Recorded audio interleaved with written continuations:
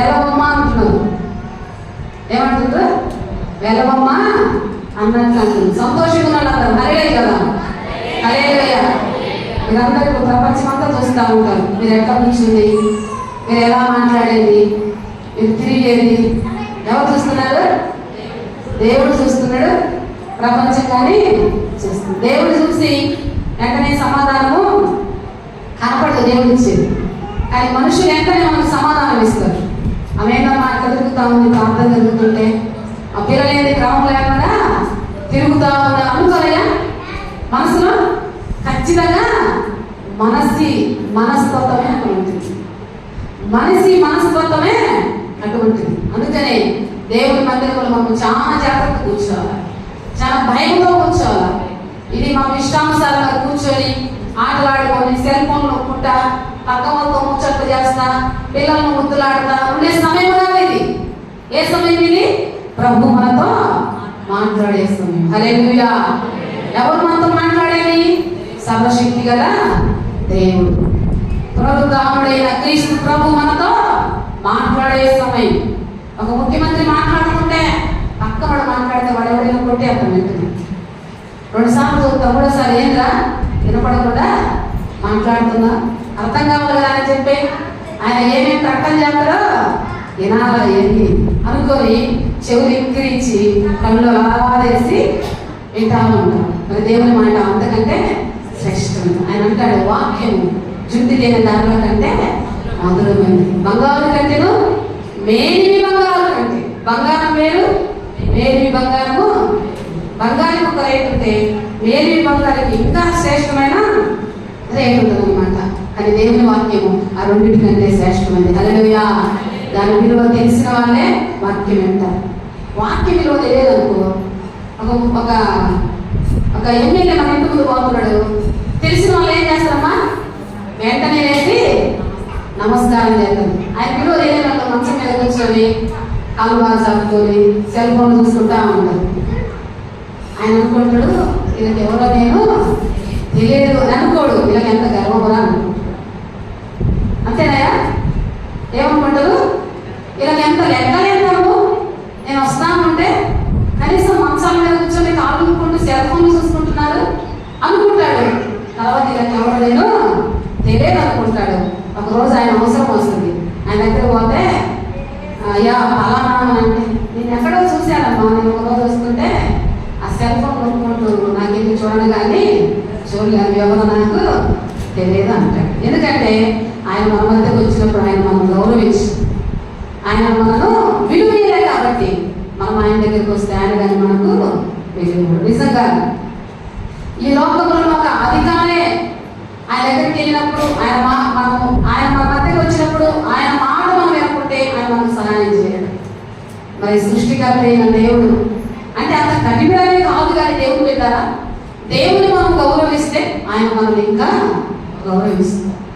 దేవుడిని మనం ప్రేమిస్తే ఆయన మనల్ని అంతకంటే ఎక్కువగా ప్రేమిస్తారు. ఒకసారి ఇద్దరు, ఒక యవనస్తుడు ఒక యవనస్తురాలు ఫోన్లో పరిచయం అయినారంట.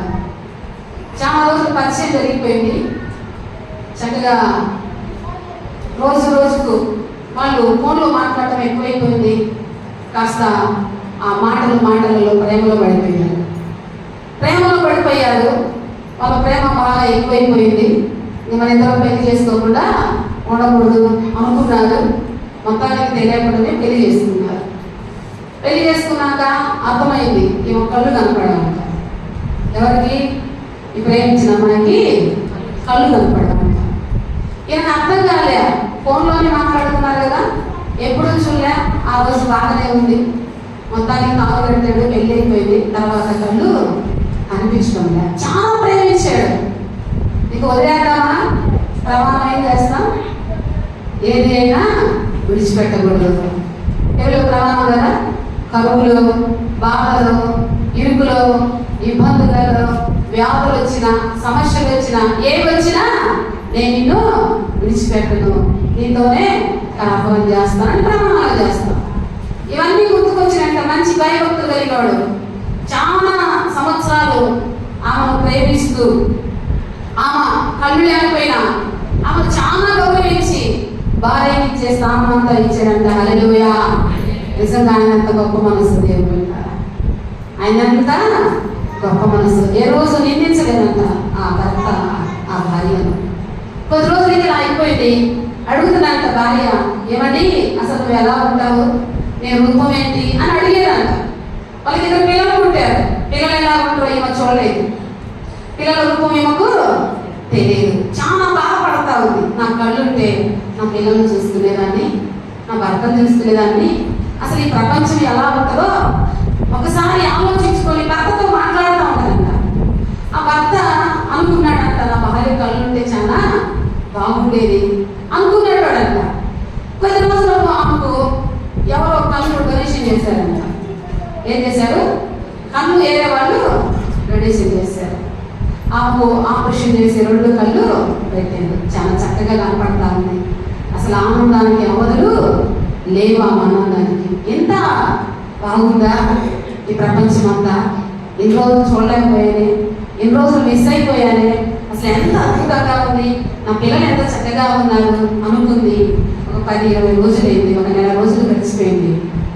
తర్వాత ఆమె వాళ్ళ భర్తను చూస్తే వాళ్ళ భర్త గుడ్డివాడిగా అయిపోయాడంట. అర్థం కాలేము. నువ్వు గుడ్డివాడు పోయి నాకు చెప్పకుండా నన్ను గుడ్డిగా అనుకున్నావు నువ్వు అనుకుంది. అనుకొని గుడ్డి ఆయనతో నేను సంసారం చేయలేను అనుకోని ఆయన ఇవ్వడానికి ఆయనము ఇవ్వడానికి సిద్ధపడి ఒకరోజు బయటికి వెళ్తూ ఏం చేసిందంటే ఆయనకు ఒక ఉత్తరం రాసిందంట. నేను నీతో ఉండలేను, నీతో నేను జీవించలేను, వెళ్ళిపోతున్నాను అని చెప్పి ఆమె అలా చెప్పి భర్త చేతిలో చీటి పెట్టి వెళ్ళిపోతుందంట. ఆయన కానీ ఒక చీటి రాశాడంట, నువ్వు ఎక్కడికి వెళ్ళినా నా కళ్ళు జాగ్రత్త. ఏమన్నాడు? నువ్వు ఎక్కడికి వెళ్తున్నావో కానీ నా కళ్ళు మాత్రం జాగ్రత్తగా కాపాడు అన్నాడంట. అర్థమైన దేవుడు వెళ్ళారా? ఎవరిచ్చారా కళ్ళు? ఆ భర్త త్యాగం చేశాడు భార్య కోసం. హల్లెలూయా. నిజంగా యేసయ్య మనల్ని ప్రేమించాడు తెలుసా? లోకములో పాపములో ఇష్టానుసారంగా బ్రతుకుతా ఉన్నాం, గుడ్డివారి లెక్క, ప్రభు మహిమను చూడలేక. కానీ దేవుడు మనల్ని ప్రేమించి ఆయన ప్రేమను, ఆయన మహిమను, ఆయన ఎలాంటి వాడో చూసే విధంగా ప్రభు మనకు సహాయం చేశాడు. కానీ ఈనాడు ప్రభు దగ్గర మేలుకుంది ఎంతో మంది ప్రభుని విడిచిపెట్టి వెళ్ళిపోతారు. ప్రభు మర్చిపోయేవారు ఎంతమందో. ప్రభు దగ్గర మేలు పొందుకొని, స్వస్థత పొందుకొని, ఆరోగ్యం పొందుకొని, దేవుడి పిల్లల నెమ్మదిని పొందుకొని, కుటుంబాలను కట్టబడి, జీవితాలను కట్టబడి, అనారోగ్యం వచ్చి ప్రభు దగ్గరికి వచ్చి స్వస్థత పొంది డాక్టర్లకు బ్రతకాలంటే దేవుడు మీకు బ్రతికించి ఔషధి ఆరోగ్యం ఇచ్చి ఒక ఉన్నతమైన స్థితిలో నిలబెట్టాడే. అన్నీ వచ్చినాక దేవుడిని మర్చిపోతే ఆ వ్యక్తులు ఏమంటారు? కృతజ్ఞత లేదు. నిజంగా కృతజ్ఞత లేని వ్యక్తి, కృతజ్ఞత ఉన్న వ్యక్తి అయితే నా భర్త కన్నులు నాకు ఇచ్చాడు కాబట్టి నా జీవితం ఆయన తప్ప అంకితం వరకు దేవుడు అనుకునేది. కానీ ఆమె కీడుకి ఏం చేసింది? నేరుగా ఏం చేసింది? కీడు చేసిందా? దేవుని మనస్సు ప్రేమించే మనస్సు. హల్లెలూయా. ఏ మనసమ్మా? ప్రేమించే మనస్సు. తేలు మనసు ఏ మనసు? కొడతా ఉన్నది. తేలుకున్న స్వభావం ఏంటంటే ఎప్పుడు కొడతాము. తేలుకున్న స్వభావం ఏంటి? ఎప్పుడు కొడతా ఉంటుంది. కానీ దేవుని మనసు ప్రేమించే మనసు. మన స్వభావం తేలి స్వభావం. అవసరాలు వాడుకుంటాం, అవసరాలు దేవుని దగ్గరకు వస్తాం. సమస్యలో ఉన్నప్పుడు ప్రభువా ఉంటారు. సమస్యలు పోయిన తర్వాత ఆ దేవుని దగ్గరికి ఈ రోజు కాకుంటే రేపు వచ్చు అనుకుంటాను. మరి నాన్న మనం ఇప్పుడు ఉండకూడదు. భక్తులు కృతజ్ఞత కలిగి జీవించారు. అందుకే దేవుడు వాళ్ళను ఉన్నతమైన స్థాయిలో ఉంచాడు. హల్లెలూయా. మన జీవితాంతం ప్రభువుకు కృతజ్ఞత కలిగి బ్రతకాలి. ఎంతకాలమో? జీవితాంతం, మరణము వరకు నిన్ను తప్ప ఏది చేయకూడదని పరిశుద్ధ గ్రంథంలో ఒక తల్లి ప్రమాణం చేసిందమ్మా. ఎవరితో? భర్తతో కాదు. ఎవరితోమా? అత్తతో చేసింది. ఎవరితో చేసింది? అత్తతో. భార్య భర్తలు ఇలాంటి నిబంధనలు చేసుకుంటారు కానీ ఇక నా వల్ల కాదు, ఇక నా చేత కాదు, ఇంకా ఎందుకు మనం కుదరనప్పుడు నీ దావనేది నాదా అలా అనకూడదు. మనం ఎవరో తెలుసా? మనం ఎవరో తెలుసా? దేవుని బిడ్డలం. హల్లెలూయా. రారాజు బిడ్డలం మనము. సర్వ సైన్యంలో అధిపతి అయిన యేసయ్య బిడ్డలం మనం. అంత దైవజనుల బిడ్డలం మనం ఆయన. అందుకే దేవుని వాక్యం అంటాడు, ఒకసారి మనం ఎవరినో గుర్తు చేసుకోవాలి. మార్కు సువార్త 16వ అధ్యాయము మొట్టమొదటి మనం ఎవరినో గుర్తు చేసుకున్నాం. చూద్దాం, దేవుని వాక్యంలోకి వెళ్దాం. మార్కు సువార్త 16వ అధ్యాయము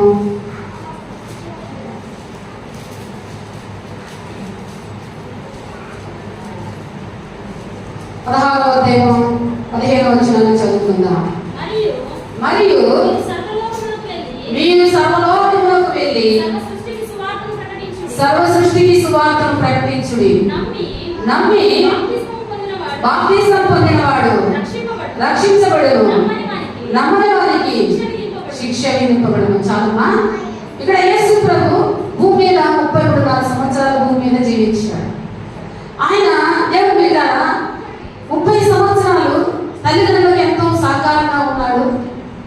3.5 సంవత్సరం తండ్రి చేత అభిషేకించబడి ఎందుకు ఈ లోకానికి వచ్చాడో ఆయన యొక్క ఉద్దేశం అంటే సువార్తను ప్రకటించడానికి ప్రారంభించాడు. యేసు ప్రభు చనిపోయి తిరిగి లేచిన తర్వాత శిష్యులకు కొన్ని ఆజ్ఞాపించాడు.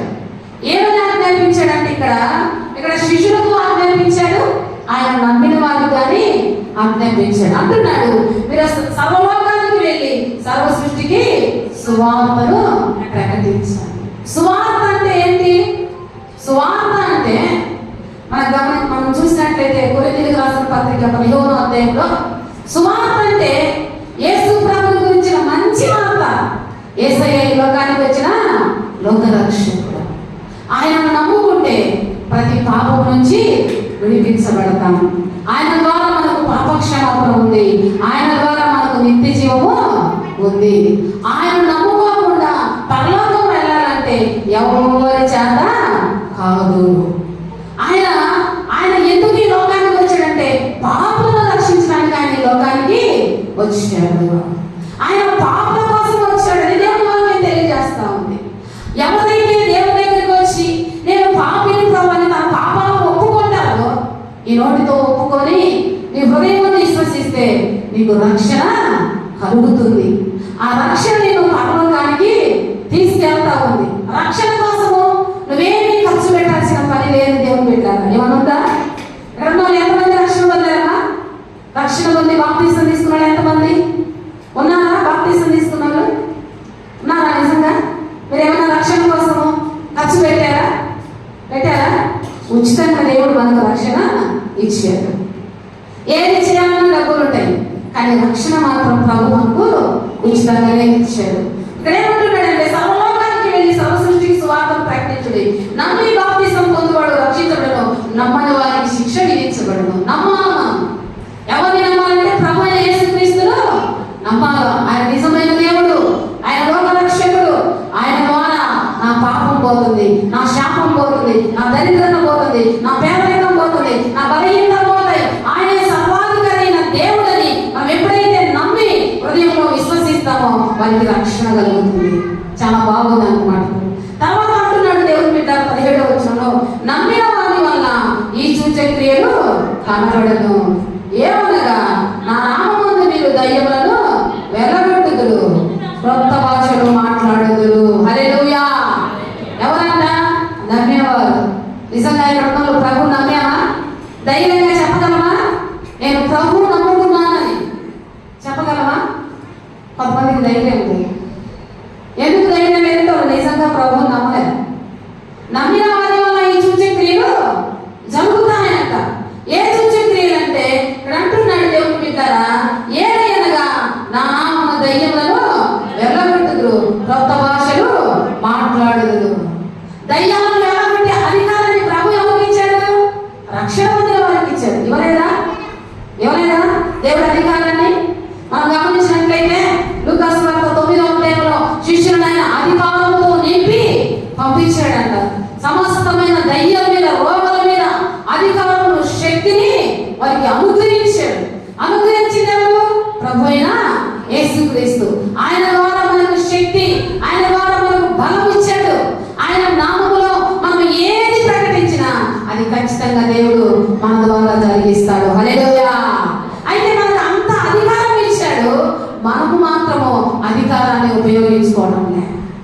ఏం చేస్తున్నాము? అధికారాన్ని ఉపయోగించుకోవడం లేదు. ఉపయోగించుకోవడానికి మనకు తెలియటం లేదు. దేవుని పెట్టారు చాలా మంది రక్షణ పొందుతారు, వారి ద్వారా దేవునికి మహిమ రావట్లే, వారి ద్వారా ఏ కార్యాలు జరగటం. అంటున్నాడు, నమ్మిన వారి వల్ల ఈ సూచక్రియలు జరిగిన ఏదైనా నా నామంలో దయ్యములు వెళ్ళకూడదు, కొత్త భాషలు మాట్లాడదు, పాములను ఎత్తి పట్టుకొందరు, మరణకరమైనది తాగినను అది వారికి హాని చేయరు. అంటున్నాడు, రోగుల మీద చేతులిచ్చినప్పుడు వారు స్వస్థత పొందుతారని వారితో చెప్పాను. ప్రభు చెప్పాడు, మనకు అధికారం ఇచ్చాడు, మనకు ఆజ్ఞలు ఇచ్చాడు, కానీ ఆజ్ఞలు మనం ఉపయోగించుకోవడం లేదు. దేవుని పిల్లలు శిష్యులు ఉపయోగించుకున్నారు. పేతురు అనేక మందిని బాగు చేశాడు, చేయలేదా? యోహాను సువార్త 3వ అధ్యాయం మనం గమనిస్తే మధ్యాహ్నం కాలం ముందు ప్రార్థన వేళకు యోహాను దేవుని మందిరంలోకి వెళ్తా ఉంటే గుడ్డివాడు అక్కడ పడి ఉన్నాడు. గుడ్డివాడు పడి ఉన్నాడు. ఆ గుడ్డివాడు అందరినీ భిక్ష పడుకుంటా ఉన్నాడు. అంట తన జీవితాన్ని కొనసాగిస్తున్నాడు ఆ దేవుని మందిరం దగ్గర కూర్చొని. వాడి జీవితంలో నాకు కాళ్ళు వస్తాయని నమ్మకమే వాడికి లేదు. వాడి జీవితంలో అడుక్కొని జీవితాన్ని కొనసాగిస్తా ఉన్నాడు. అయితే దేవుని మందిరం దగ్గర కూర్చున్నాడు. ఎన్ని సంవత్సరాలు కూర్చున్నాడు మనకు తెలియదు, ఆయన వయసు ఎంత మనకు తెలియదు. మొత్తానికి దేవుని మందిరం దగ్గర కూర్చున్నాడు. హల్లెలూయా. మన జీవితంలో నువ్వు ఎన్ని సంవత్సరాల నుంచి మందిరానికి వస్తూ, ఎన్ని సంవత్సరాల నుంచి సమస్యలో ఉండి ఆ బయటనే కూర్చొని శరీరమైన వాటి కొరకు నువ్వు ఒకవేళ ప్రభు దగ్గరికి వచ్చి అడిగి శరీరానుసారంగా తృప్తి పడితే నీ జీవితంలో నిజమైన ఆశీర్వాదము ఉండదు. దేవుని పెట్టారా, నిజమైన ఆనందము ఉండదు. అయితే ఆ రోజు పేతురు యోహానులు ఇద్దరు ఆ మెట్లెక్కి వెళ్తా ఉన్నారు. వాళ్ళందరిని అడుగుతుంటే వీళ్ళు అంటున్నారు, మా తట్టు చూడయ్యా అన్నారంట. హల్లెలూయా. ఏమన్నారు? మా తట్టు చూడయ్యా అంటే వాడంట వెండి బంగారాలు ఏమన్నా దొరుకుతాయేమని వారి తట్టు తేరి చూస్తా ఉంటే వాళ్ళ దగ్గర వెండి బంగారాలు ఏమంట ఏమన్నాయి? యేసయ్య నామం ఉంది. హల్లెలూయా. ఏ నామం ఉంది? యేసయ్య నామం ఉంది. అంటున్నాడు, యేసు నామములో నువ్వు లేచి నడువు అన్నాడు. హల్లెలూయా. వెంటనే వాడు లేచాడు. వెండి బంగారాల కంటే శ్రేష్టమైన యేసయ్య నామం నీ జీవితంలో, నీ కుటుంబంలో, నీ సమస్యలలో, నీ వ్యాధుల్లో, నీ ఇబ్బందులలో, నీ నిందలలో నీ ఉన్నప్పుడు ఏం చేయాలంటే దేవుడు పెట్టారా? యేసు నామములో నీ బలహీనతను నువ్వు బంధించుకోవాలి. సైతానా, నా హృదయంలో అవిశ్వాసం వస్తా ఉంది, దేవుడు ఈ పని చేస్తాడో చేయడో, ఈ రోజు నాకు పనితో లేదో, ఈ బలహీనత నాకు పోతుందో పోదో అన్న అపనమ్మకం నాలో వస్తా ఉంది. యేసు నామములో ఈ అపనమ్మకం నుంచి విడుదల పొందుకోనుగా ఏమనాలా? నేను విడుదల పొందుకోనుగా. కానీ ఆ సైతాన్ని బంధించినప్పుడు తర్వాత దేవా నీ ఆత్మతో, నీ విశ్వాసంతో నన్ను నింపమంటే ఆ సాతాను ఎప్పుడైతే వెళ్ళిపోతో దేవుని ఆత్మ మనలో ప్రవహిస్తుంది. హల్లెలూయా. సైతానుడు మనలో నుండి, బలహీనత మనలోనే ఉండి మనం బంధిస్తే అది మన మీద పని చేయదు. దేవుని పెట్టారా? అయితే పేతురు యోహానులు ఏం చేశారంటే యేసు నామములో ఆ వాడి బలహీనత వెళ్ళబడ్డప్పుడు వాడు దిక్కున లేచి దేవాలయంలోకి వెళ్ళి ప్రభుని స్తుతించాడంట. హల్లెలూయా. నిజంగా దేవుడిచ్చిన అధికారాన్ని వాళ్ళు వాడుకున్నారు. దేవుడిచ్చిన అధికారాన్ని వాళ్ళు ఉపయోగించుకున్నాడు. దేవుడు రక్షణ పొందినప్పుడే నీకు ఒక దైవికమైన శక్తిని నీకు ఇచ్చాడు. అందుకని యోహాను రాసిన యోహాను పత్రిక 1వ అధ్యాయము 1వ వచనము 12వ వచనము మనం గమనించినట్లయితే ఇక్కడ ఏముందంటే దేవుడి బిడ్డ ఎందరైతే ఆయన నామమందు విశ్వాసం ఉంచుతారో వారందరూ దేవుని పిల్లలకు అధికారము ఎప్పుడు ఇచ్చాడు ప్రభు? ఆయన విశ్వసించినప్పుడే, ఆయన నమ్మినప్పుడే ఆయన మనకు అధికారం ఇచ్చాడంట. యోహాను సువార్త 1వ అధ్యాయము ఇక్కడ 12వ వచనం మనం గమనిస్తే తనను ఎందరు అంగీకరించురో వారందరికీ, అనగా తన నామమందు విశ్వాసం ఉంచే వారికి దేవుని పిల్లలకు ఆయన అధికారము అనుగ్రహించాడు. నీకు ఒక అధికారం ఉంది తెలుసా? నువ్వు ఎవరు వీడవు? సృష్టికర్త అయిన యేసయ్య వీడవు, యేసయ్య కుమారుడివి, యేసయ్య కుమార్తెవు. ఎప్పుడైతే నీవు దేవుని బిడ్డ ఆయన విశ్వాసం ఉంచుతావో ఆయన బిడ్డగా నీవు మార్చుకుంటావు. ఆయన అధికారంలోకి వచ్చావు. ఆయన ఆస్తిలో భాగం ఉంది. ఆయన దేవునికి అధికారి అన్నాడు. వాటన్నిటి మీద ప్రభు యేసుక్రీస్తు నేను అధికారిగా నియమించుకుంటాను. దేవుడు బిడ్డారా, ఇప్పుడు మా కుమారుడు ఉన్నాడు అనుకోండి, దేవుడు నాకు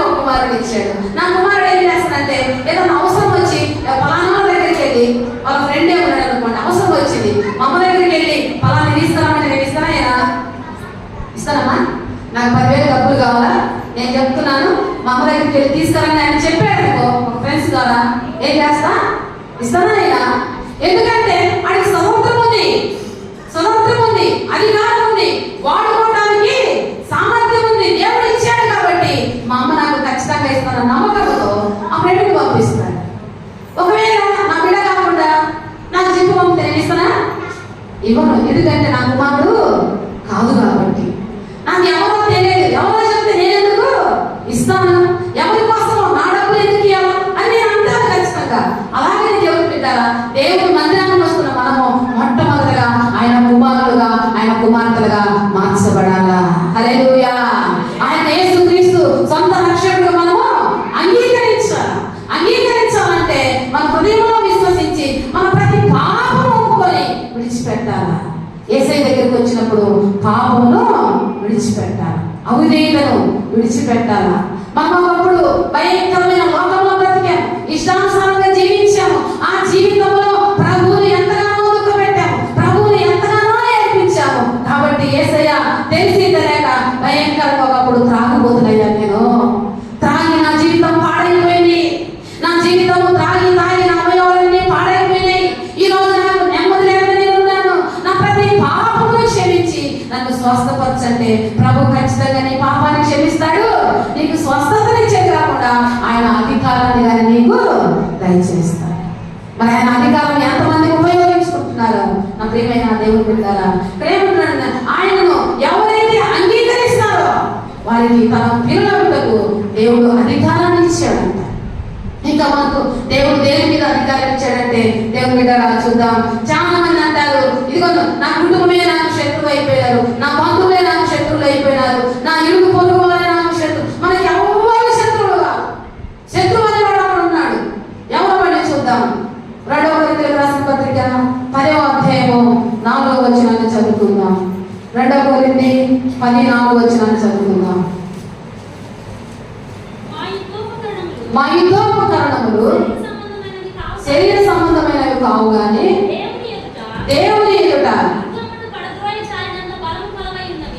దుర్గములను పడద్రోయ జాలినంత బలము గలవై ఉన్నవి. దేవుని ఎలా ఉంది అంటే, మన యుద్ధోపకరణం ఏమంటున్నాడంటే, దేవుడు 4వ వచనంలో మా యుద్ధోపకరణములు శరీర సంబంధమైనవి కావు అంటే, చాలా మంది శరీరంతో పోరాడుతూ ఉంటారు, శరీరంతో వైరంగా ఉంటారు, శరీరంతో చాలా మంది విరోధంగా బ్రతుకుతూ ఉంటారు. ఒకరినొకరు మాట్లాడతారు, ఒకరినొకరు పలకరించుకోరు. మా బంధువే నాకు శత్రువు కాదు. దేవుని బిడ్డ, నీ బంధువు శత్రువు కాదు. నీ బంధువు శత్రువు కావడానికి మొదటి కారణం ఏంటంటే, సాతానుడు వాళ్ళను వాడుకుంటున్నాడు. నీ మీద లేనిపోని అన్ని అపోహలు కలిగించి మీ ఇద్దరి మధ్య శత్రువు కలుగజేస్తున్నాడు. కాబట్టి మొట్టమొదటి అపవాద క్రియలను మనం ఏం చేయాలా? లయపరచాలా. దేవా, నా బంధువే నాకు శత్రువు కాదు, కానీ శత్రువు నా బంధువులు నా మీద విరోధంగా వాడుకుంటుంది. కాబట్టి వారిలో నా శత్రువును యేసు నామములో నేను బంధించేస్తున్నానని మొట్టమొదట ఆ శత్రువును మనం బంధించాలంట. ఇక్కడ ఏమంటున్నాడంటే, మేము వితండ తర్కములను, దేవుని గురించిన జ్ఞానమును అడ్డగించు ప్రతి ఆటంకమును పడదోసి ప్రతి ఆలోచనను క్రీస్తుకు లోబడినట్లు చెరపట్టి మీరు సంపూర్ణమైన విధేయతను కనపరిచినప్పుడు సమస్తమైన అవిధేయతకు ప్రతిదండన చేయుటకు సిద్ధపడి ఉన్నాము. అవిధేయతకు ప్రతిదండన. చాలా మంది అవిధేయులైతున్నారు దేవుని వాక్యాన్ని కంటే. దేవుని వాక్యాన్ని అర్థం చేసుకోకుండా సాతానుడు వారి హృదయాన్ని మూసివేశాడు, వాడి ఆలోచనలను మూసివేశాడు, వాడి తలంపులను బంధించి వేశాడు. దేవుని కొరకు బ్రతకకుండా, దేవుని కొరకు జీవించకుండా, దేవుని కొరకు రోషం లేకుండా శరీరానుసారంగా రోషంలో బ్రతుకుతున్నారంటే సాతానుడు ఏం చేశాడంటే, వాళ్ళను వితండాల్లో పెట్టాడంట. అవన్నీ మేము తీసివేసి అవిధేయులను దేవునికి విధేయులుగా మార్చడానికి అధికారం ఇచ్చాడంట. హల్లెలూయా. నా ప్రియమైన దేవుని బిడ్డలారా, అపోస్తలుడైన పౌలు ఇక్కడ కొరింథీ సంఘంతో మాట్లాడుతున్నాడు. ఏంటి అంటే, మేమంటున్న ప్రతి ఆటంకంలో పడదోసి అపవాది క్రియలను లయపరచడానికి యేసుక్రీస్తు ఈ లోకానికి వచ్చిన లోక రక్షకుడు. అపవాది తంత్రాలు మన కుటుంబంలో చాలా సార్లు చెలరేగుతూ ఉంటాయి, ప్రతిరోజు చెలరేగుతూ బాటగా అయిపోయినావు. సాతాను తరచుగా నేను శోధిస్తున్నాడంటే నీలో ప్రభు లేడు, ప్రభుకు దూరం అయిపోయినావు. దేవునికి నువ్వు లోబడటం లేదు కాబట్టి వాడు నీ మీద నీ కుటుంబం మీద దాడి చేస్తాను. సమస్యలు ఎవరికైనా వస్తాయి. సమస్య ఉంటే కొద్దిసేపు ఉంటుంది, ఒక గంట ఉంటుంది సమస్య. ప్రతిరోజు పోరాటం ఉంటుంది ఇంట్లో, ప్రతిరోజు భార్య భర్తలు గొడవలు వస్తున్నాయా? ఎందుకు వస్తున్నాయంటే వాళ్ళిద్దరి మధ్య సమాధానం లేదు, ఇద్దరు ప్రభువుకు లోబడటం. ఒక కన్నడ ఆయన ఒక తెలుగు అమ్మాయిని వివాహం చేస్తున్నాడు అంట. మొన్నటి మనము అక్క ఇంటికి ఎక్కినప్పుడు చెప్పాను భాష. వాళ్ళ ఇద్దరి భాష వేరు, ఇద్దరి మనసులు వేరు. ఒకళ్ళు ప్రభువు నమ్ముకున్నారు, ఒకళ్ళు ప్రభువు నమ్ముకోలే. ఈయనకేమో కన్నడ పాటలు ఇష్టము, ఈమెకేమో తెలుగు పాటలు ఇష్టం అనుకుందాం. దేవుడు పెట్టారా మొత్తానికి ప్రతి ఉదయాన్నే లేసి ఆ భార్య అంట కన్నడ పాటలు పెట్టేదంట. ఆమె కన్నడ ఎవరమ్మా? ఆమె కన్నడ పాటలు పెట్టేదంట. ఈయన లేసి వెంటనే ఆమె చేసి తెలుగు పాట పెడుతుందంట. ఈమె లేసి మళ్ళీ ఆమె పాట ఆమె పెడుతుందంట. ఒక వారం గడిచిపోయింది వాళ్ళిద్దరి మధ్య. ఒకరోజు భర్త అనుకున్నాడంట, మేమిద్దరం కలిసి జీవించామనుకున్నా, ఇలా చెయ్యకూడదు, నేనన్నా మారాలా, నా భార్య అన్న మారాలా, నా భార్య మారలేదు కాబట్టి నేనే ఒక అడుగు తగ్గించుకున్నానని చెప్పి ఏం చేశాడంటే ఉదయాన్నే వేసి కన్నడ పాటలు పెట్టాడు. ఏం చేశాడు? ఉదయాన్నే వేసి కన్నడ పాటలు పెడితే ఈమె వేసేసరికి కన్నడ పాట వినబడుతుంది అంట. ఇదేంటి ఈరోజు కన్నడ పాట వినపడుతున్నాయి, రోజు తెలుగు పాటలు పెడతారు కదా మా ఆయన అనుకుంటే ఆయన పాటలు పెట్టుకొని సైలెంట్గా ఉన్నాడంట. ఈమె వెంటనే వేసి అయాబి తెలుగు పాటలు పెట్టిందంట. ఏం చేసింది? తెలుగు పాటలు పెట్టిందంట. ఇద్దరు ఒకరు చూసుకొని నవ్వుతారా? ఎప్పుడు అలాంటి మనకు జరగలేదా? మన కుటుంబాల్లో ఏమి జరిగింది? అలా ఒకరు అర్థం చేసుకుంటే కుటుంబ వ్యవస్థ ఎంత సంతోషంగా తగ్గిపోతుంది. దేవుడు పెట్టారా? ఈరోజు అలాంటి తగ్గింపు చాలా మందికి కరువైపోతుంది. పట్టుకొని లాగుతా ఉన్నా, నేనెందుకు తగ్గాలా? నీ ఇష్టం వచ్చి నువ్వు చేస్తే నేను ఊరుకుంటున్నా? నేనేమన్నా ఊరకు వచ్చినా? ఎవరన్నా నువ్వు ఊరకు వచ్చినావని, ఎవరన్నా నువ్వు ఊరిగా చేస్తున్నావని? ఇద్దరు దేవుడు జతపరిచాడు, ఒకరినొకరిని కలిసి బ్రతకాలా, కలిసి జీవించాలి, ప్రభు మహిమ కొరకు మన జీవితాన్ని కొనసాగించాలి. ఎవరైతే తగ్గించుకుంటారో దేవుని ఆత్మ ఇంట్లో పనిచేస్తుంది. హల్లెలూయా. దేవుని యొక్క ఆత్మ ఎవరైతే గ్రహిస్తారో సైతాను యొక్క తంత్రాలను వెంటనే ఆఫ్ చేస్తారు. దేవుని యొక్క ఆత్మ మనం అర్థం చేసుకోకుంటే మన కుటుంబాలలో పోరాటమే, మన కుటుంబాలలో సమస్యలే, మన కుటుంబాలలో ఇబ్బంది. ఇద్దరు భార్య భర్తలు దేవుడు పెట్టారా? ఇద్దరు గొడవలుకున్నారు. సీట్ రాసి పెట్టిద్దంటాము, అలాగే కూరగాయలు లేవు, ఎక్కడ టేబుల్ మీద పెట్టి ఇట్లా అంటారంట. ఆయన వచ్చి తీసుకొని ఇట్లా అంటారంట. అది కుటుంబమేనా? ఆ కుటుంబంలో దేవుడు ఉంటాడా? ఆ పిల్లలు ఏం నేర్చుకుంటారు? మా అమ్మ మా నాన్న ఇలా బతుకుతున్నారు, అసలు వీళ్ళ మధ్య మాటలు లేవే, మా ఫ్రెండ్ వాళ్ళ నాన్న మా అమ్మతో చాలా బాగా మాట్లాడతాడు అనుకోరా? మన పిల్లలు మన జీవితాన్ని చదువుతారు. దేవుడు పెట్టారు. అన్నిల గురించి నేను చెప్పట్లేదు, కానీ దేవుని బిడ్డల గురించి మాట్లాడుతున్నాను. మనం ఎలా ఉండాలా? సైతాను దుర్గాలను పడదోయాల యేసునామములో. మన కుటుంబంలో ఇలాంటి సమస్యలు వస్తూ ఉంటే వ్యక్తిగతంగా ప్రార్థన చేయాలా? ఏం చేయాలా? వ్యక్తిగతంగా ప్రార్థన చేయాలి. ఎదురుగా మోకాళ్ళు వచ్చి ప్రభా నా భర్త మూర్ఖుడయ్యా, నేను చెప్పిన మాట ఎట్లేదయ్యా అని ప్రార్థన చేశామనుకో, నాకు దెబ్బలు పడవా? నేను మూర్ఖుడిని అంటాను. అయ్యా నా భార్య గయ్యాలయ్యా, నా భార్య మాంసయ్య ప్రార్థన చేశామనుకో, జ్ఞానం లేకుండా ఆమె కొద్ది గయ్యాలు అనుకో, ఆయన బాగానే మాట్లాడు. రహస్యంగా ప్రభువు చెప్పు. రహస్యంగా నీ జీవితంలో ఎన్ని సమస్యలు ఉన్నాయో ప్రార్థన ద్వారా సాధారణ దుఃఖాలను పడగొట్టకు శక్తిగా మనం ఉండాలంట. దేవుడు మనకు శక్తిని ఇచ్చాడు, ఆశ నిగ్రహాన్ని ఇచ్చాడు. కొన్ని ఆశలు మన కుటుంబాలను శోధిస్తూ ఉంటాయి. శక్తికి మించిన ఆశలు, శక్తికి మించిన కోరికలు, సంపాదనకి మించిన మనము ఖర్చు చేస్తూ ఉంటాం చాలా మందిని. అలాంటి కుటుంబాల్లో నెమ్మది ఉండదు, అలాంటి కుటుంబాల్లో సమాధానం రాదు. దేవుడు బిడ్డలారా, సమాధానం రావాలంటే మన ప్రభు అయిన యేసుక్రీస్తు ద్వారానే మనకు సమాధానము కలుగుతుంది. మనకు సమాధానం ఎప్పుడంటే యేసయ్య మన హృదయంలో ఉన్నప్పుడు మనకు సమాధానము కలుగుతా ఉంది. దేవుడు బిడ్డలారా, అందుకని ఇక్కడ ఏమంటున్నాడంటే మనం ఎలా ఉండాలంటే సైతాను దుర్గాలను పడదోసే వారిగా ఉండాలంట. అదే 2 కొరింథీ 3వ అధ్యాయము 17వ వచనం మనం గమనించినట్లయితే 2వ కొరింథీ 3వ అధ్యాయము 15వ వచనాన్ని చదువుకుందాం. 2వ కొరింథీ 3వ అధ్యాయము 15వ వచనం. ప్రభువే ఆత్మ ప్రభు యొక్క ఆత్మ ఎక్కడ ఉండును అక్కడ స్వాతంత్రం ఉండును. హల్లెలూయా. ప్రభు యొక్క ఆత్మ ఎక్కడ ఉండును అక్కడ స్వాతంత్రం ఉండునంట. అంటే ఒకరికొకరి స్వేచ్ఛ ఉంటుంది అక్కడ. ఒకరి దగ్గర ఒకరు ఏమీ చేయలేరు. కుటుంబంలో కానీ సంఘంలో కానీ ప్రభు ఆత్మతో ఎవరైతే ప్రేరేపించబడతారో, ప్రభు ఆత్మతో ఎవరైతే నడిపించబడతారో అక్కడ స్వాతంత్రం ఉంటుందంట. ఏ స్వాతంత్రం ఇది? ఆత్మ సంబంధమైన స్వాతంత్రం. ఆత్మ ద్వారా ఇప్పుడు దేవుని మన పిల్లల మీద మనకు స్వతంత్రం ఉంటుందా ఉండదా? వాడు ఏమైనా తప్పు చేస్తే ఏం చేస్తాం సమయంలో ఖచ్చితంగా కొడతాం. కొట్టమా? ఫస్ట్ అరుస్తాము, తర్వాత 2-3 సార్లు గర్తిస్తాం, 4వసారి కొడతాం. ఎందుకు కొడతాము? వాడిని సరిచేయాలి. వాడిని దెబ్బ కొట్టైనా సరైన మార్గంలో వాడిని పెట్టాలని కొడతాము. మా నాన్న కొట్టాడు, మా అమ్మ కొట్టింది, నేను ఇంట్లో నుంచి వెళ్ళిపోతాను అనడానుకో వాడు ఎలాంటి వాడు? లోబడలేదు వాడు. ఆఖరికి వాడి జీవితం ఎలా అయిపోతుందో తెలుసా? అంధకారం అయిపోతుంది. లోబడటం నేర్చుకోవాలి. మనం దేవునికి లోబడటం నేర్చుకోవాలి. దేవుని వాక్యానికి లోబడటం మనము నేర్చుకోవాలి. ఎవరైతే లోబడతారో, ఎవరైతే విధేయులవుతారో వాళ్ళు దేవుడు ఉన్నతమైన స్థాయిలో ఉంచుతాడు. హల్లెలూయా. అబ్రహాము కుమారుడైన ఇస్సాకు తండ్రికి విధేయత చూపలేదా? ఎవరి కాలంలో తండ్రితో దేవుడు మాట్లాడాడు. 22వ అధ్యాయం ఆదికాండం మనం గమనిస్తే దేవుడు విన్నారా? అక్కడ దేవుడి వాక్యం చదువుతా ఉంటే ఎంత అద్భుతంగా ఉంటది. దేవుడు మాట్లాడుతున్నాడు అబ్రహాముతో, తన దాసుడైన అబ్రహాముతో, అబ్రహామా నీవు ప్రేమిస్తున్నా నీ ఇస్సాకును నాకు బలిగా అర్పించమంటాడు. ప్రభా బలి అర్పించిన వాగ్దానం ఇచ్చావు కదా, ఎందుకు అడుగుతున్నా మరలా అని అడిగాడా? అడగలేదండి. ప్రభు మీరేంటి చూపాడు.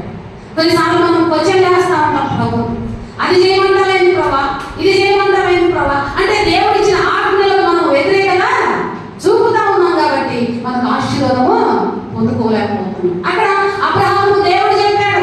దేవుడు ఉదయాన్నే లేచి పనివారిని, కట్టెలను, గాడిదను సిద్ధపరిచి ఇస్సాకు తీసుకొని వెళ్తా ఉన్నాడు. కుమారుడు అంటున్నాడు, నానా ఎక్కడికి వెళ్తున్నా? దేవునికి బలి అర్పించున్నానా? దేవునికి బలి అర్పించినా. మరి కట్టెలు ఉన్నాయి, నింపుంది, ఉరబెడెక్కడానా?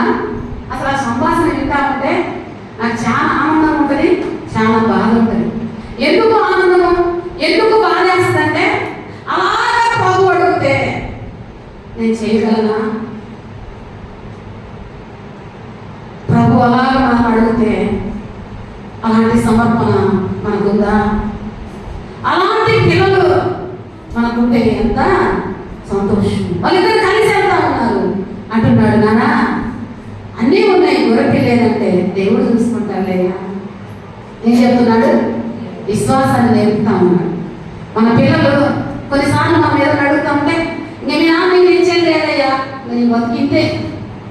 ఏం చెప్తాము? ఇంకా మనం బతికింతే, ఎప్పుడు ఈ పని చేసుకొని సారీ సాలకుండా బ్రతకటమే అని ఎప్పుడు అవిశ్వాసం మనము మాట్లాడకూడదు.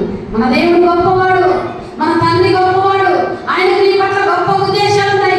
ఏదో ఒక రోజు నువ్వు ఆశించి నీ తండ్రి ఖచ్చితంగా తీసుకొస్తాడయ్యా అని మన పిల్లలకు విశ్వాసాన్ని నేర్పాలని నేర్పాడు. ఇస్సాకుకు అబ్రహాము విశ్వాసాన్ని నేర్పాడు. ఏం చేశాడంటే వాళ్ళిద్దరు వెళ్తా ఉన్నారు. ఆ పని వాళ్ళతో చెప్తాడు, అక్కడ మీరు ఇక్కడే ఉండండి, నేను నా కుమారుడు బలి ఇచ్చి తిరిగి వస్తాను అన్నాడు. అక్కడ వస్తాము అన్నాడు. హల్లెలూయా. ఏమన్నాడమ్మా? వస్తాం. దేవుడు ఏం చెప్పాడు? ఇస్సాకును బలి అన్నాడు. ఇక్కడ అబ్రహాము అంటున్నాడు బలి ఇచ్చి వస్తాను అనలే, వస్తాము అంటే ఇద్దరు వెళ్తున్నాము, ఇద్దరు వస్తాం. మరి బలి ఏమి ఇస్తాడు? అబ్రహాము తెలుసు, దేవుడు నా కుమారుని బలి అడిగే దేవుడు కాదు. ఆయన సర్వశక్తిమంతుడు. 100 ఏళ్ల వయసులో నాకు శక్తి లేనప్పుడు, నాకు శరీర బలహీనత మీద కృంగిపోయినప్పుడు నాకు శక్తి నింపి 100 సంవత్సరాలకు నా కుమారుని ఇచ్చాడు. ఆయన వాగ్దానం ఇచ్చి మర్చిపోయేవాడు కాదు. నా కుమారుని ఆకాశ నక్షత్రాల వలె చేస్తానన్న సర్వశక్తిమంతుడు ఏదో గొప్ప కార్యమో చేయబోతున్నాడన్న విశ్వాసంతో మేము వస్తాము అన్నారు. వాళ్ళిద్దరు వెళ్ళారు. బలిపీఠం కట్టారు. ఇద్దరు గొర్రెపిల్ల ఏది నాన్న అంటున్నాడు. గొర్రెపిల్ల ఏది నాన్న? దేవుడు చూసుకుంటాడయ్యా అంటున్నాడు కట్టెలు వేర్చేదాకా. కట్టెలు వేర్చిన తర్వాత ఇంకా గొర్రెపిల్ల ఏది నాన్న, దేవుని బలియను అంటుంటే అప్పుడు అంటాడు, నువ్వే గొర్రెపిల్ల అన్నాడు. నీవే గొర్రెపిల్ల అన్నాడు. నన్ను బలి అడిగాడు. అవును, నిన్ను బలి అడిగాడు. నన్ను ఇస్తావా నాన్న? ఇస్తానన్నాడు. నిజంగా ఆ మాట మాట్లాడుతుంటే ఒళ్ళంతా పులకరించిపోతుంది. దేవుడు ఆ సంభాషణ ఎంత బాగుంది కదా. వాళ్ళిద్దరు అలా మాట్లాడుకున్నాడు. కొడుకు అంటున్నాడు, నన్ను బలిస్తావా? ఇస్తా. మరి నన్ను నీ చేతులతో చంపేస్తావా? చంపేస్తా. నేనంటే నీకు ఇష్టం లేదా? ఇస్సాకును పట్టుకుని ఏడ్చుంటాడు దేవుడు బిడ్డ. ఎడవడా అబ్రహాము? ఏడ్చుంటాడు అబ్రహాము. దేవుడు ఇచ్చిన వాగ్దానాన్ని గుర్తు చేసుకుని దేవుడు ఏమైనా చేయగలని తన మనసులో అనుకోడా బలి అడిగాడయ్యా. ఏం చేస్తాడో తెలియదు, నేను మాత్రం దేవునికి నిన్ను బలిస్తున్నాను అన్నాడు. దగ్గర తీసుకున్నాడు, కౌగిలించాడు, ఏడ్చాడు అంటున్నాడు. మరి నేనంటే ప్రేమ, దేవుడు అంటే ప్రేమ నీకంటే నాకు దేవుడు అంటే ప్రేమ అన్నాడు. హల్లెలూయా. మనం అనగలమా ఆ మాట? అలా మనం మన పిల్లలకి విశ్వాసాన్ని నేర్పించగలమా? దేవుడు బిడ్డారా ఇస్సాకు రెండు చేతులు కట్టేశాడు. ఆ బలిపీఠం మీద పడుకోబెట్టాడు. ఒక్కసారిగా కట్టి పైకి పెట్టాడు. అలాగా చూస్తా ఉన్నాడు. ఇస్సాకు అనుకుంటాడు, నేను చనిపోయాను. అబ్రహాము అనుకున్నాడు, నా కుమారుడు చనిపోయాడు. ఆకాశంలో ప్రభు చూస్తున్నాడు, అబ్రహామా అబ్రహామా నీ చేయి కుమారుడి మీద వేయొద్దు. అలాగా చూస్తే దేవుని స్వరం వినబడతా ఉంది. ప్రభా ఏంటి ప్రభా అంటే, నీ కుమారుని బలి అడిగాను కానీ నేను నీ కుమారుని బలి కోరాను. నీ హృదయాన్ని పరీక్షించడానికి అడిగాను. నీ కుమారుని కోసము నేను బలైపోతాను అన్నాడు. ఆయన మనందరి కోసము బలైపోయాడు. హల్లెలూయా. అదిగో తనలో ముళ్ళలో తల చిక్కుకొని పోయిన గొర్రెపిల్ల అక్కడ ఉంది. నీ కుమారునికి బలిగా ఆ గొర్రెపిల్లను బలి ఏమన్నాడు. హల్లెలూయా. దేవుడు పెట్టారా అప్పటిదాకా చూశాడు గొర్రెపిల్ల, ఎక్కడ గొర్రెపిల్ల కనబడాలి. అప్పటిదాకా చూశాడు, అది అంతా వెతికాడు, ఏదీ లేదు అక్కడ. అప్పుడు అంటాడు అబ్రహాముకు దేవుడు, నువ్వు దేవునికి భయపడుతున్నావని ఇతని గురించి ఇది ఎరిగి. నిజంగా దేవునికి మనం భయపడుతున్నా? దేవుని వాక్యాన్ని మనం లోబడుతున్నామా? కొన్నిసార్లు దేవుడు నీ హృదయాన్ని నాకు ఇయ్యి, నీ హృదయాన్ని నాకు అప్పచెప్పు, నీ హృదయంలో నేను ఉంటానంటాడు. మనం లోబడినట్లుగే ఉంటాం కానీ దేవునికి లోబడినట్లే ప్రవర్తిస్తాం కానీ హృదయపూర్వకంగా దేవునికి లోబడము. దేవునికి ఎప్పుడైతే మనం లోబడతామో క్రియల ద్వారా దేవుని మనము మహిమపరుస్తాము. దేవుని బిడ్డ విధేయత చూపాడు ఇస్సాకు. ఆ ఇస్సాకు దేవుడు ఎంత ఆశీర్వదించాడంటే ఐగుప్తు దేశానికి వెళ్ళి విత్తనం వేస్తే 100 ప్రతిఫలం ఇచ్చాడంట. హల్లెలూయా. ఎప్పుడైతే దేవుని వాక్యానికి మనం విధేయత చూపుతామో, ఎప్పుడైతే దేవుని వాక్యానుసారంగా మనం బ్రతుకుతామో, దేవుని మీద నమ్మకం ఉంచుతామో, దేవుని మీద విశ్వాసం ఉంచుతామో, మన జీవితాల్లో దేవుడు అద్భుతాలు చేస్తాడు. దేవుని బిడ్డారా ఈ మధ్యాహ్న కాలం మందు నా ప్రియమైన దేవుని బిడ్డారా విధేయత చూపడం నేర్చుకోలేవు. ఎప్పుడైతే నువ్వు విధేయత బ్రతుకుతావో దేవుడు నీకు ఆశీర్వాదం ఇస్తాడు, దేవుడు నీకు సమాధానం ఇస్తాడు. నీ భర్తకు విధేయురాలు కావాలనేవో, నీ భర్తకు లోబడటం నేర్చుకోవాలా? దేవుని వాక్యానికి ఎవరైతే లోబడతారో భర్తకు వాళ్ళు ఖచ్చితంగా లోబడతారు. దేవుని వాక్యానికి ఎవరైతే లోబడతారో దేవుని సేవకులుగా లోబడతారు. భర్తకే లోబడుకుంటే సేవకులు లోబడతారా? లోబడతారా? లోబడరు. విన్నట్టే ఉంటారు. బయటికి వెళ్ళి ఏదేదో మాట్లాడు. ప్రభు చూస్తా ఉన్నాడు హృదయాన్ని. నటించకూడదు దేవుని సన్నిధిలో. దేవుని బిడ్డలారా వేషధారణ ప్రభుకి ఇష్టపడదు. వేషను ప్రేమిస్తాడు కానీ వేషధారణ ఎప్పుడు ఆయన సహించడు. వేషధారణ అంటే ఆయన కోపం. వేషధారణ అంటే తెలుసా? పైకి వందనాలు చెప్తారు, ఏమో అలా అంటావమ్మా, ఏమో ఇలా అంటావమ్మా, వీళ్ళు ఎప్పుడు అలా మాట్లాడతారు అంటే లోపల విధంగా బయటకు అవుతున్నాడు. అబ్రహాముతో దేవుడు చెప్పినప్పుడు బలి ఇవ్వమన్నాడు, బలి ఇవ్వడానికి సిద్ధమైనాడు. మరి క్రియలు మనకు దేవుడిని ప్రేమిస్తున్నామన్నాం. దేవుడు ప్రేమిస్తే దేవుడు చెప్పి మనం చేయగలుగుతున్నామా? దేవుడిని చెప్పింది ఎప్పుడైతే మనం చేస్తామో, నా బిడ్డ నా మాటకు లోబడింది కాబట్టి నా బిడ్డ మీద, నా ఇంటి మీద, నా బిడ్డకు నేను అధికారాన్ని ఇస్తాను. ఇక్కడ 3వ అధ్యాయంలో మనం గమనించినట్లయితే 3వ అధ్యాయం బిడ్డ, ప్రభు యొక్క ఆత్మ ఎక్కడ ఉండునో అక్కడ స్వాతంత్రము ఉండును. ఒకరికొకరు ప్రభు ఆత్మ ద్వారా స్వతంత్రం మీద ఒక మాట అన్నాం అనుకో, నన్ను ఎందుకు అన్నారు, నాతో ఎందుకు ఎలా మాట్లాడారు, వెంటనే అంటే ఆత్మ ద్వారా నువ్వు నడిపించమంట. నువ్వు ఆత్మ ద్వారా వివేచించుకోవడం లేదు దేవుని వాక్యాన్ని. అందుకే నువ్వు అపార్థం చేసుకుంటున్నావు. ఆత్మ ఏం చేస్తుందంటే అన్ని వివేచిస్తుంది, అన్నిటినీ అర్థం చేసుకుంటుంది, దేవుని వాక్యానికి లోబడుతుంది. దేవుని వాక్యాన్ని అపార్థం చేసుకుంటున్నావు అంటే నువ్వు దేవునికి లోబడే వ్యక్తివి కాదు. దేవుని ఆత్మ నీలో లేదు. ఆత్మ ఉన్నట్లే మనం అనుకుంటున్నాం కానీ దేవుడి ఆత్మ వెళ్ళిపోయింది. దేవుని బిడ్డ, సంసోను జీవితంలో దేవుడు ఆత్మ వెళ్ళిపోయింది, సంసోను మర్చిపోయాడంట. లేదా దేవుని వాక్యంలో న్యాయాధిపతుల కన్నా మనం గమనిస్తే తన బలము ఎప్పటి విరజింపుకోవాలనుకున్నాడంట, కానీ తన బలం అతన్ని విడిచిపెట్టిపోయింది. ఎలా వచ్చింది బలము? దేవుని ఆత్మ ద్వారా. దేవుని ఆత్మ ద్వారా స్తంభాలను లేపుతా ఉన్నాడు. 12 సంవత్సరాలప్పుడు దేవుని బిడ్డ ప్రాకారాలను ఎత్తుకొని వెళ్తా ఉన్నాడు. 1000 మంది సర్దారులు వస్తే ఆ 1000 మంది సర్దారులను ఏం చేస్తాడంటే దేవుని యొక్క బలం ద్వారా ఒక్క గాడిద ఎముకతోనే చంపగలిగాడు. ఎలా వచ్చింది బలం సంసోనుకు? దేవుని ఆత్మ ద్వారా. అందుకనే దేవుని ఆత్మ ద్వారా ఎందరూ నడిపించబడతారో వారందరూ దేవుని పిల్లలకు అధికారం ఇచ్చాడంట. మరి ఆయన అధికారం నీకు ఉందో లేదో నాకు తెలియదు. నువ్వు ఆయన బిడ్డగా మార్చబడ్డావో మార్చబడలేదో నాకు తెలియదు. నువ్వు ఆయన బిడ్డగా మార్చబడితే ఆయనకు లోబడతావు, ఆయన ద్వారా నీ కార్యాలు జరిగిస్తాడు. సంవత్సరంలో దేవుని ఆత్మ ఉన్నంత వరకు దేవుని కొరకు బలంగా వాడబడ్డాడు. హల్లెలూయా. దేవుని ఆత్మ ఎప్పుడైతే వెళ్ళిపోయిందో ఏమీ లేని బలహీనుడిగా తిరగలి విసురుతూ దాగము గుడిలో కట్టివేయబడ్డాడు. దేవుని ఆత్మను కోల్పోతే, దేవునికి నువ్వు దూరం అయితే, దేవుని సన్నిధికి దేవుని సహవాసానికి నువ్వు దూరం అయితే సాతానుడు నీకు దగ్గర అవుతాడు. సాతానుడు నీలో ప్రవేశిస్తాడు. సాతానుడు నీ కుటుంబాన్ని అంధకారం చేస్తుంది. పైకి బాగా బలంగా కనపడతావు కానీ నీలో బలం ఉండదు,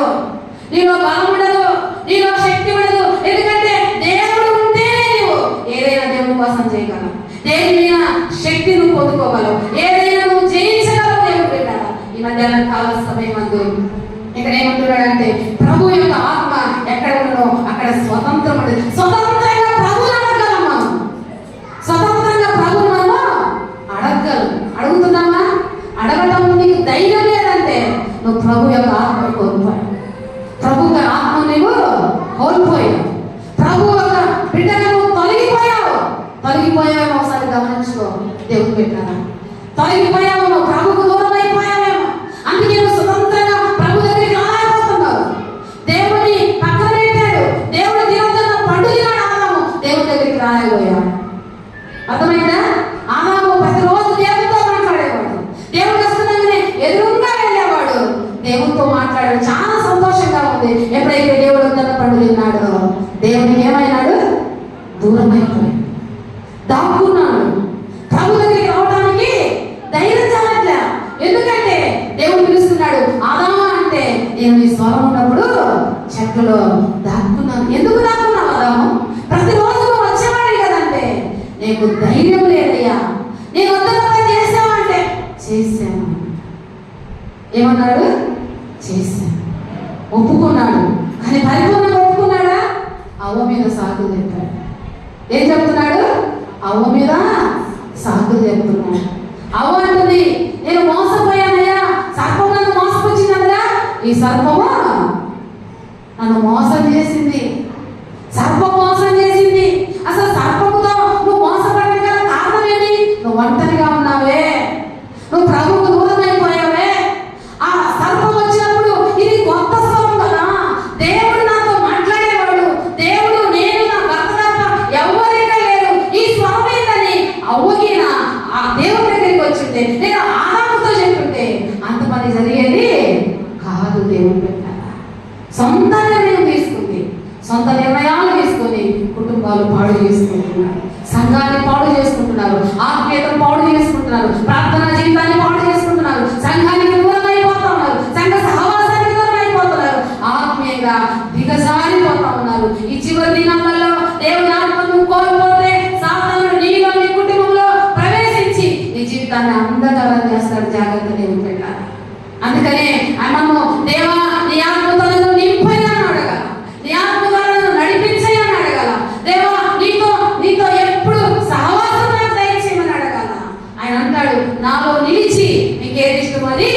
అడగండి అంటాడు. యోహాను సువార్త 17:4 నీకు అవసరాలు ఉన్నాయా, నీకు అక్కలు ఉన్నాయా, ప్రభువుని అడగడం నేర్చుకో. దేవా నా భర్త చేసే సంపాదన నాకు సరిపోట్లే, నా భర్తకి జీతం పెంచాయా, పనులు సమృద్ధిగా దయచేయ, నా పిల్లలు అనారోగ్యంగా ఉంటున్నారు, తరచుగా నా కష్టార్జితము ఇలా అయిపోతుంది ప్రభా, సాతానుడు నా కుటుంబాన్ని బలహీనంగా పెడుతున్నాడు. యేసు నామములో నా బిడ్డ బలహీనత వెళ్ళిపోను గాక.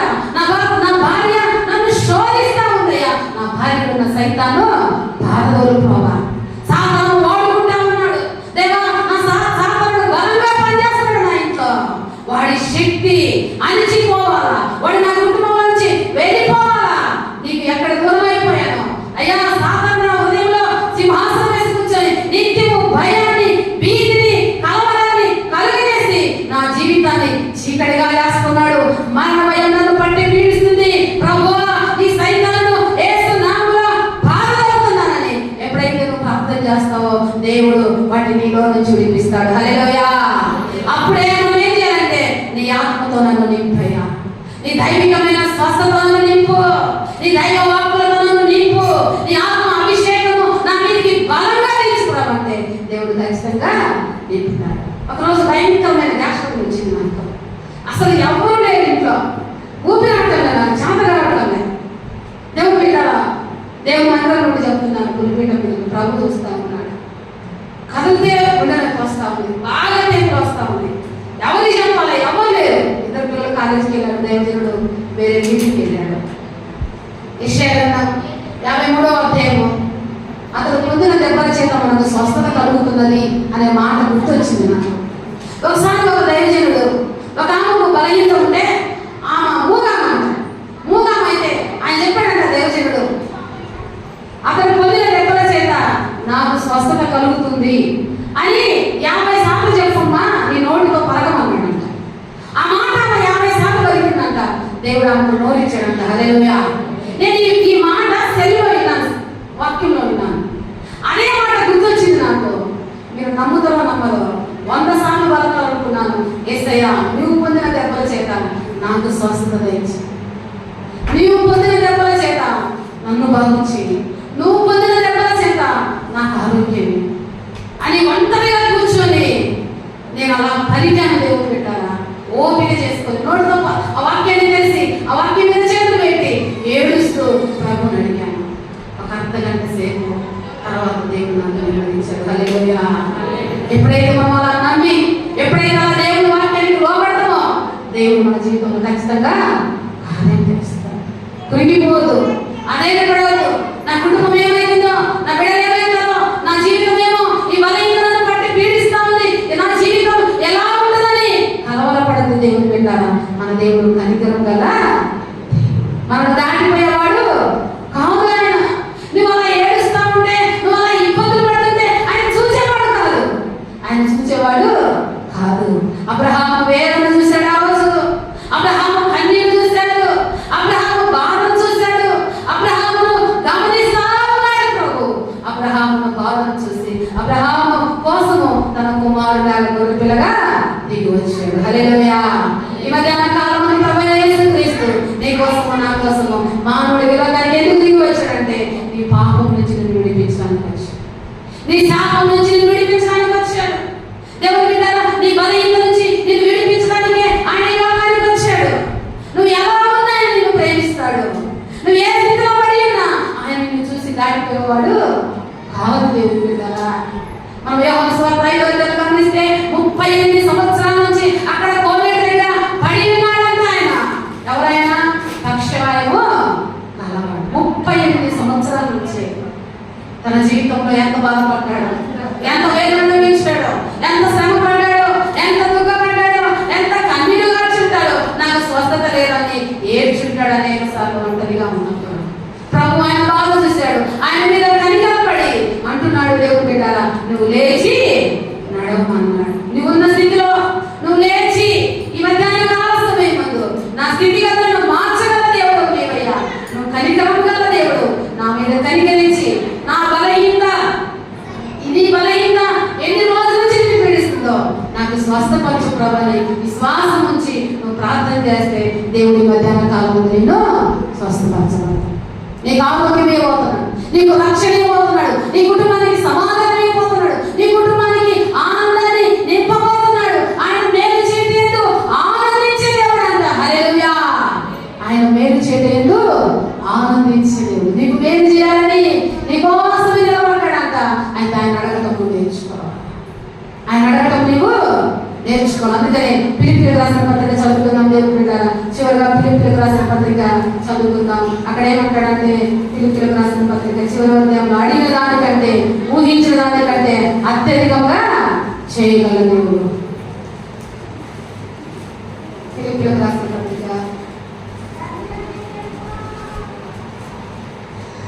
4వ అధ్యాయం 19వ వచనాన్ని చదువుకుందాం. కాగా దేవుడు తన ఐశ్వర్యం చొప్పున క్రీస్తు యేసునందు మహిమలో మీ ప్రతి అవసరత తీర్చును. హల్లెలూయా. ఒక్క అవసరమా? ప్రతి అవసరత. ఏమంటున్నాడంటే, క్రీస్తు యేసునందు నువ్వు యేసులో ఉంటే, నువ్వు యేసు కొరకు బ్రతుకుతే, యేసులో నువ్వు నిలిస్తే, యేసయ్యే నా దిక్కు, నా ఆధారము, నా రక్షకుడు, నా విమోచకుడు, ఆయనని నువ్వు నమ్మి విశ్వాసం ఉంచి అంటున్నాడు. యేసు క్రీస్తునందు మహిమలో మీ ప్రతి అవసరత కొన్ని కాదు. నువ్వు దేవుల్లో నిలబడి, నువ్వు దేవుని కోసం బ్రతుకుతూ, దేవుని చిత్తాన్ని నెరవేరుస్తూ, నీ అవసరాలన్నీ రాసుకో, నీ సమస్యలన్నీ రాసుకో, నీ నిందలన్నీ రాసుకో, నీ బలహీనలన్నీ రాసుకో. అవన్నీ తీరుస్తాడంట. హల్లెలూయా. ఆయన మహిమలో ఉన్నాడు. ఆయన సర్వ సంపద గల దేవుడు, సర్వశక్తి గల దేవుడు. ఆయన ఎందు అన్ని గుప్తములైంది. నీకు ఏది కావాలంటే ఆయన ఇస్తాడు. కానీ ఆయన అడగడం నీవు నేర్చుకోవాలి. అడుగుదామా? మధ్యాహ్న కాలం అడుగుడి నీకు ఇవ్వబడదు. నువ్వు ఏది నీకు ప్రయోజనకరమైనది, నువ్వు ఏది దేవునికి అనుకూలంగా బ్రతకగలవో, ఏది దేవునికి ఆటంకంగా నీ కుటుంబంలో అవి తొలగించుకోవా, నాకు ఈ సహాయం చేయమని నీ అవసరాలన్నీ రాసుకో. దేవుడు నీకు సహాయం చేస్తాడు. ఈ మధ్యాహ్నం నీ బలహీనత ఉంటే, నా బలహీనత నుంచి పరిపూర్ణమైన విడుదల దయచేయను. నీకు సమస్య ఉంటే, నా సమస్య నుంచి నీకు ఒక పాపం నేను పట్టి పీడిస్తుందా, ఒక ఆలోచన నువ్వు కలవరకుండువా, నా కలవరాన్ని తీసివేయి ప్రభుని నువ్వు ప్రభుని అడిగితే ఆయన నేను తీర్చగలడు అంటున్నాడు. మహిమలో మీ ప్రతి అవసరత తీర్చబడు అంటున్నాడు. మన తండ్రి దేవునికి యుగ యుగములు మహిమ కలుగుగాక. హల్లెలూయా. ఆయనకి ఎప్పుడు మహిమ వస్తుందంటే, ఆయనను అడిగినప్పుడు ఆయన నీకు అన్నీ ఇస్తాడు. ఆయన నీకు అన్నీ ఇస్తే ఖచ్చితంగా ఆయన నువ్వు మహిమ పంచుతాడు. నీ ద్వారా మహిమ రావాలంటే నువ్వు ఆయన అడగటం నేర్చుకోవాలి. ఆయన అడిగితే ఆయన నీ ప్రతి అవసరత తీరుస్తాడు. ఇక సందేహం ఏమి లేదు. అడుగువాడు సందేహం పడకుండా అడగాల. సందేహపడకూడదు, అపనమ్మకంగా అడగకూడదు, అవిశ్వాసంతో అడగకూడదు, ఏదో పాల్గొనగా అడగకూడదు. కొంతమంది అంటారు, అరే వాడు పలానాడు ఎవరైనా అడిగాడు అంట కదా అంటే, ఒక మామూలుగా వస్తాడు అని అడిగాడు. అలా అడగకూడదు. నీ అవసరం ఏదో ఉన్నది ఉన్నట్లుగా అడుగు. కావాల్సిన ఆరోగ్యం అడుగు, కావాల్సిన అవసరాలు అడుగు. అది ఏమైనా పెట్టుకో. ఇది ఇయ్యగలని అవిశ్వాసం నీలో రాకూడదు. నా దేవుడు ఏదైనా చేయగలడు, నా దేవుడు ఏదైనా ఇయ్యగలడు. నా దేవుడు ఎవరంటే భూమి ఆకాశాలు సృష్టించిన సృష్టికర్త, నా నిర్మాణకుడు ఆయన, నన్ను కలుగజేసినాడు ఆయన, నా కోసం ఏదైనా చేయగలడు. తన ప్రాణాన్ని ఇచ్చాడు కాబట్టి ఆయన నా కోసం ఏదైనా. విశ్వాసం ఉందా? నమ్మకం ఉంటే, అపనమ్మకం ఉంటే ఇప్పుడే తొలగించుకో. నీ జీవితంలో దేవుడు అద్భుతం చేయబోతున్నాడు. తల ఉంచుకొని కళ్ళు మూసుకొని ప్రార్థన చేసుకుందాం. దేవుడి కొద్ది మాటలు తన ఇంటిలో దీవించుకుందాం. దేవుడి మీద ప్రార్థన చేసుకుందాం. ఈ మధ్యాహ్న కాలం ఆయన నీకు అధికారం ఇచ్చాడు. నువ్వు రక్షణ పొందిన వ్యక్తి అయితే సమస్త రోగాల మీద అధికారం ఇచ్చాడండి. ఆయన ఇచ్చిన అధికారాన్ని వాడుకో. పలాన్ని కావాలా ప్రభా, పలాన్ని నాకు సహాయం చేయి. నీ ఆత్మ కావాలయ్యా, నీ ఆత్మను నడిపించుకోవా, నీ చిత్తానుసారం నన్ను బ్రతికించయ్యా, నీ చిత్తానికి లోపడానికి నాకు సహాయం చేయి ప్రభా అని అడగటం నేర్చుకుంటే నా ప్రియమైన దేవుని బిడ్డారా, ఆయన మీకు ఇయ్యడానికి సిద్ధంగా ఉన్నాడు. ఈ మధ్యాహ్నం కాలం రక్షణ లేదా? రక్షణ నాకు దయచే ప్రభా. అయ్యా, ఇంతకాలం నీ వ్యతిరేకంగా జీవించానయ్యా, ఇంతకాలం నేను మాతృస్పతి బాప్తిసం తీసుకున్నాను, కానీ నీ వాక్యానికి లోబడలేకపోతున్నానయ్యా. పరిపూర్ణంగా నీ చిత్తాన్ని నేను అప్పచెప్పుకోవడం లేదయ్యా. మందిరంలో ఉన్నప్పుడు నీలాగా కనబడుతున్నాను, బయటికి వెళ్ళి నా ఉద్దేశాన్ని నెరవేర్చుకుంటున్నాను. నా త్రాగు విడిచిపెట్టలేదు, నా సిగరెట్ విడిచిపెట్టలేదు, నా పాపం విడిచిపెట్టలేదు, నా చెడు ఆలోచనలు, నా చెడు తలంపులు విడిచిపెట్టడం లేదయ్యా. నాలో ఒక రకమైన పాపం ఏలుబడి చేస్తా ఉంది. యేసు నామములో నాలో ఉన్న పాపాన్ని దూరపరచయ్యా. పాపం నుంచి నాకు చేయాలయ్యా. పాపమును ఓడించే ఆత్మ సంబంధమైన శక్తిని నాకు దయచేయి ప్రభు అని అడిగితే దేవుడి మధ్యాహ్న కాలంలో నీ ప్రార్థన విని నీకు సహాయం చేయబోతున్నాడు. అడుగుదామా అంటున్నాడు కాగా, దేవుడు తన ఐశ్వర్యము చొప్పున క్రీస్తు యేసు మహిమలో మీ ప్రతి అవసరత ఏ అవసరత నీకుంది మధ్యాహ్న కాలం ముందు ప్రార్థన చేసుకుందాం. అడగండి దేవుడు వింటారా? దేవుడు ప్రభు సన్నిధిలో ప్రభు నీ మధ్యకి వచ్చాడు నీ అవసరాలు తీర్చడానికి, నిన్ను స్వస్థపరచడానికి, నీకు ఆరోగ్యం ఇవ్వడానికి, నీకు నెమ్మది ఇవ్వడానికి, నీకు సమాధానం ఇవ్వడానికి. అందుకే యేసు ప్రభు 2025 సంవత్సరాల క్రితము నీ కొరకు నా కొరకు కలువరి శిలువలో ప్రాణం పెట్టాడు. ఆయన అవమానించబడ్డాడు, ఆయన మొగాన ముందు వేయించుకున్నాడు, ఆయన పిడుగులు తిన్నాడు. ఆయన నీ కోసము ఆయన వస్త్రాలు లాగి వేసుకున్నాడు. ఆయన చూసి అనేకులు అపహరిస్తా ఉన్నాడు. రిక్తునిగా చేయబడ్డాడు నీ కోసం, ఆయన నా కోసము. ఆయన నీ కోసము నా కోసము ప్రాణం ఇచ్చాడు. దేవుడు వింటారా? ప్రాణం ఇచ్చిన యేసయ్య ఉన్నాడే. ఎవరో అది చేయలేదని, ఎవరో ఇది చేయలేదని, అడిగింది ఇవ్వలేదని, పొంది ఇదిగో వాళ్ళు నాకు అలా నాతో మాట్లాడలేదని మరి జీవితంలో కుమిలిపోతున్నావా? యేసయ్య అన్నాడు, నా దగ్గరికి రా, నీకేం కావాలో ఆయన అడుగు, ఆయన ఇస్తాడు. నీ సమస్యలు ప్రభువు చెప్పుకో, సమస్యల నుంచి విడిపించి సమాధానం ఇస్తాడు, నిన్ను ధైర్యపరుస్తాడు, నిన్ను ఆదరించి నిన్ను ఆదుకునే దేవుడు ఆయన. ఈ మధ్యాహ్నం కాలం ముందు నేను దాటిపోవాడు కాదు ఆయన, నేను దాటిపోయే దేవుడు కాదు ఆయన, కనికరము గల దేవుడు. 38 సంవత్సరాల నుంచి ఆ రోగి దగ్గరికి ఎంతో మంది వెళ్ళి దాటిపోయినారు. యేసయ్య దాటిపోలేదండి, యేసయ్య దాటిపోలే, ఆయన దాటిపోలే. యేసయ్య మన దగ్గర నిలబడ్డాడంట, నిలిచాడు ప్రభు నీ దగ్గర. నిలిచి అడుగుతున్నాడు, నీకేం కావాలి సహోదరి? ఏం కావాలి నీకు? ఏ బంధకాలంలో ఉన్నావు? ఏ బంధకాలంలో పట్టబడి ఉన్నావు? ఈ మధ్యాహ్న కాలం ముందు ఏ సమస్యలో మగ్గిపోతున్నావు? ఎవరికి చెప్పుకోలేని స్థితిలో ఉన్నావా? ఒక ఆయన ఉన్నాడు, నీ స్వరం వినేవాడు, నీ బాధ చూసేవాడు. ఆయన వైపు చూడు. పేదడు అంటున్నాడు, ప్రభువా నన్ను రక్షించమని అడిగాడు. ఆయన అడిగితే ఆయన సహాయం చేస్తాడు. ప్రార్థన చేసుకుందాం. ఓ పరిశుద్ధాత్మ దేవా నీకు స్తోత్రాలు, దయాళుడా నీకు వందనాలు, కనికరం కలిగిన తండ్రి నీకు స్తోత్రాలు. ఇంతవరకు నీ శ్రేష్టమైన మాటలు వినడానికి సహాయం చేయండి. నిజంగా మేము నీ బిడ్డలమయ్యా, మేము నీ బిడ్డలమయ్యా, నీ బిడ్డలం నాయన. నువ్వు మమ్మల్ని కొన్నావయ్యా, నీ రక్తం ఇచ్చి నువ్వు మమ్మల్ని విమోచించావు. విమోచించిన వాళ్ళని గుర్తించలేకపోతున్నాము. మేము నీ బిడ్డలమని మర్చిపోయామయ్యా. ఎంత అధికారాన్ని మాకు ఇచ్చావయ్యా. ఇంతకాలం మేము ఇచ్చిన అధికారాన్ని వాడుకోలేక భయములో, భీతిలో, కలవరంలో, కన్నీళ్ళలో, దుఃఖంలో, వేదనలో ఉన్నాను. ఇప్పుడే నాతో మాట్లాడించుకుంటున్నానయ్యా. అయ్యా అయ్యా మా ప్రతి అవసరతను తీర్చగల దేవుడు అని మాట్లాడాము. దేవా మా ప్రతి అవసరత మీరు తీర్చండి. వచ్చిన బిడ్డలందరినీ దీవించి ఆశీర్వదించి అయ్యా ఏ కొరతలో సమస్యలలో ఉన్నారు, కన్నీళ్ళలో, బాధలో, దుఃఖంలో, నిందలో, అవమానాలని, చీకటి యొక్క బంధకాల్లో ఉన్నారు. యేసు నామములో ఇప్పుడే విడుదల దయచేసి దైవాత్మతో నింపబడుగాక. నీ కొరకు బ్రతకడానికి సిద్ధపరచమని యేసు నామములో అడిగి వేడుకుంటున్నాము తండ్రి, ఆమేన్. అందరం లేచి నిలబడి పాట పాడుకొని కానుకలు తీసుకుందాం. బిడ్డగా ప్రతి ఒక్కరు లేచి నిలబడి పాట పాడుకుంటూ కానుకలు తీసుకుందాం.